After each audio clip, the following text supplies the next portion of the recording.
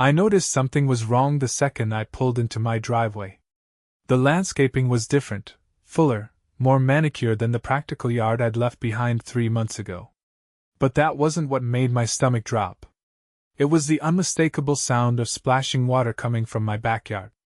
I'm Victor Oakes, a retired Army veteran who'd spent the last quarter of a year visiting my daughter overseas. What I came home to would change my life forever. What the hell? I muttered, leaving my suitcase in the trunk as I marched around the side of my house, following the sound of laughter and water. There, in what used to be my modest vegetable garden and lawn, was an elaborate in-ground swimming pool.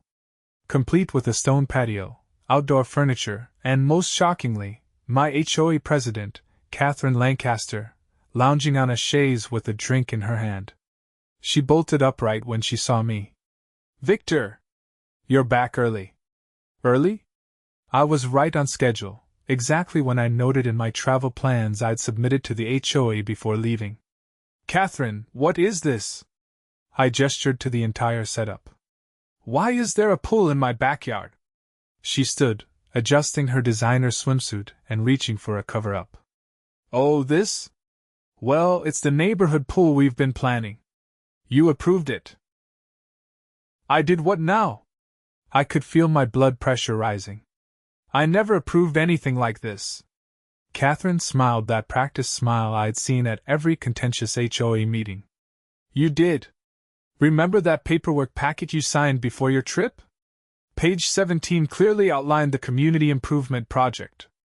I remembered the packet, 30 pages of densely worded, routine updates. She'd pressured me to sign the day before my flight when I was distracted with travel preparations. "You buried this in routine paperwork?" "That's fraud, Catherine." Her smile hardened. "It's all completely legal, Victor. Your signature is on the dotted line." She gestured around proudly. "Besides, isn't it beautiful? Your property had the perfect dimensions and drainage for what we needed." "We? Who's using my backyard as a community pool?" She waved dismissively. "Just the board members and selected residents who contributed to the Special Assessment Fund." That's when I noticed the gate they'd installed in my fence, with a keypad lock.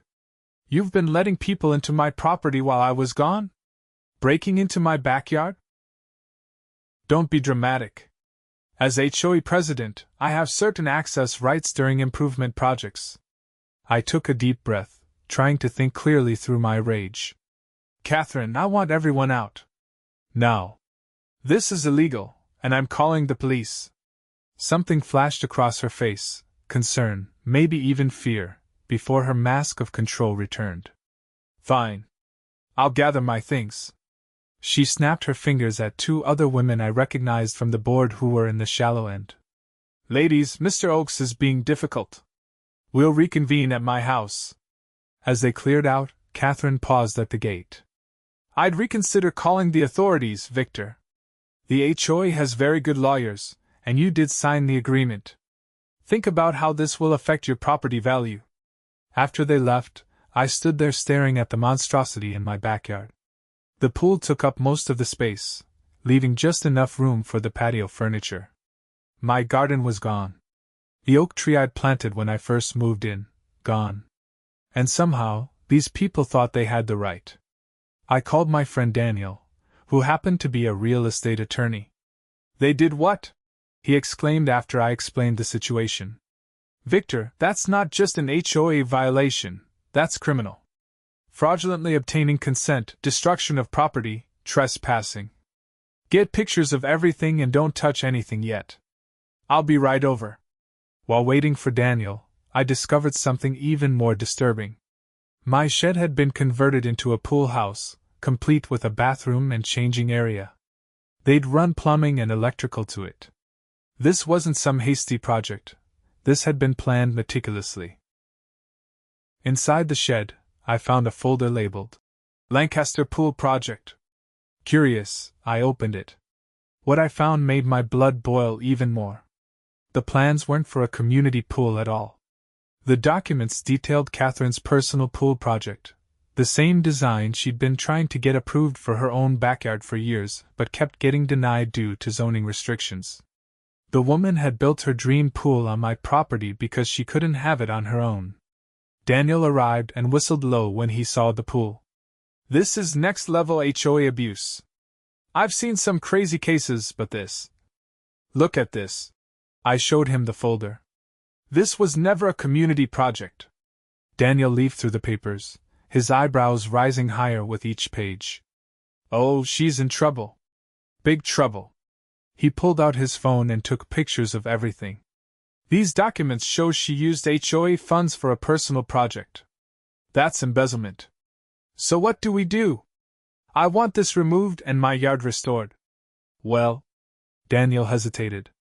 Removing a pool is expensive, and restoration even more so. But I think we have leverage for something much better. I frowned. Like what? Let me handle this. Give me a couple of days to do some digging. 2 days later, Daniel called with news that changed everything. Catherine Lancaster is underwater, and I don't mean in your pool, he said. She's used the HOA as her personal piggy bank for years. This pool is just the tip of the iceberg. She's embezzled over $300,000 from your community funds. How did nobody notice? She's been covering it up with creative accounting and intimidation. Several board members suspected something but were afraid to speak up. Once I started asking questions, people started talking. So what does this mean for my yard? It means we have options. Big ones. The next day, I received a cease and desist letter from Catherine's attorney, claiming I was interfering with an approved HOA project and demanding I provide access to the community pool. Daniel helped me craft our response, a detailed accounting of Catherine's fraud, with copies sent to every homeowner in the community, the local police department, and the district attorney's office. The community erupted. An emergency HOA meeting was called where Catherine tried to maintain control, but the evidence was overwhelming. Residents were furious that their dues had been misappropriated for years. I've improved this neighborhood more than anyone, Catherine shouted over the angry crowd. Everything I did was for the betterment of our community values and property appreciation. An older resident stood up. Is that why you used our money to build a pool you couldn't get approved for your own house? How does that benefit us? Catherine's face went pale. Who told you that? All eyes turned to me as I held up the folder I'd found in my shed. You left your plans in my pool house. The meeting descended into chaos. By the end, Catherine had been removed as president, and the new interim board apologized profusely for what had happened to my property. The police investigation moved quickly. Within a week, Catherine was arrested for fraud and embezzlement. The look on her face as they led her away in handcuffs almost made the whole ordeal worth it. Almost. But I still had a pool I didn't want in my backyard. We have an interesting opportunity, Daniel told me after the dust had settled. Catherine's house is going to be seized and sold to repay the HOA. And I've been talking to the DA. They're willing to make a deal that might solve your problem elegantly. The deal was this: instead of trying to restore my property, which would cost a fortune, I would receive Catherine's house as compensation, and my house with the new pool would go to the HOA as an actual community property. Her house is twice the size of mine, in the premium section of the neighborhood, Daniel explained. It's a significant upgrade for you. Meanwhile, the HOA gets a legitimate community pool they can properly manage. Everyone wins, except Catherine, of course. I took a walk through Catherine's soon-to-be former house the next day. The place was impressive: 5 bedrooms, a gourmet kitchen, home office, and a massive master suite with a view of the community lake. It was easily worth twice what my modest 3-bedroom was worth, even with the new pool. The irony, I muttered as I walked through what could soon be my new living room, is that she always talked about wanting a pool, but this house has the perfect yard for one. She could have just built it here legally. The DA's office was eager to resolve the matter quickly. Catherine, facing serious jail time, agreed to the property swap as part of her plea deal, which reduced her sentence from potential decades to 5 years. 3 weeks later, I was moving into what neighbors had always called Lancaster Palace. The former HOA president's dream house was now mine, all because she'd been so determined to have a pool she couldn't legally build. I found something unexpected as I unpacked in my new master bedroom. Hidden in the back of the closet was another folder, this one containing plans for expanding the house even further into protected wetlands behind the property, another project Catherine had been denied permits for. I called Daniel immediately. "You're not going to believe what I just found." It turned out Catherine's pool scheme wasn't her only illegal plan. The wetlands project would have disrupted a protected ecosystem and violated multiple environmental regulations. The fact that she'd drawn up detailed plans showed clear intent to circumvent those regulations. The DA added environmental crimes to Catherine's charges, extending her sentence by another 2 years. 6 months after moving in, I hosted a neighborhood barbecue at my new home. Many neighbors still called it Lancaster Palace, but I was working on changing that perception. To community, I raised my glass in a toast to my guests, many of whom had suffered under Catherine's reign, and to doing things the right way. My neighbor Patricia, the new HOA president, clinked her glass against mine. "The community pool is a huge hit, by the way. We've implemented a fair scheduling system, added proper safety features, and everyone's getting to enjoy it." "Glad to hear it," I said sincerely. "Sometimes good things come from bad situations. You know what's really ironic?" Patricia leaned in. "Catherine always wanted a pool because she thought it was the status symbol she deserved as the most important person in the neighborhood. But now everyone except her gets to enjoy one." I looked around at my new home, spacious, beautiful, and situated on the best lot in the community. I think there's a lesson about karma in there somewhere. As the party continued around me, I couldn't help but smile. Catherine had built her dream pool on my property while I was away, and now I owned her dream house.